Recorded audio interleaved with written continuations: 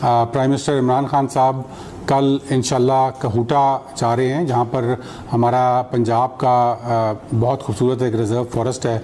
1 लाख एकड़ से ऊपर ये फॉरेस्ट है जो कि कहूटा, कोटली सतिया और मरी की तहसीलों पर मुश्तमिल है।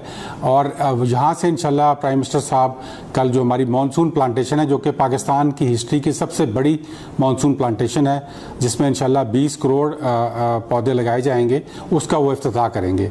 और यहाँ पर एक और बड़ा इंपॉर्टेंट मैसेज जो प्राइम मिनिस्टर साहब ने देना है वो ये है कि नेचुरल रीजनरेशन है कि अगर हम अपने जो मौजूदा हमारे जंगलात हैं, अगर उनको बचा लें, उनको प्रोटेक्ट कर लें जानवरों से, उनको जो आपके चरने वाले जानवर होते हैं उनसे बचाएं उनको, उसके अलावा आग से अगर उनको बचा लें, उनकी प्रोटेक्शन कर लें और कम्युनिटीज़ को इन्वॉल्व करके कर लें, तो वो हमें सबसे ज़्यादा पौधे पैदा करके देते हैं। इसको असिस्टेड नेचुरल रीजनरेशन कहते हैं।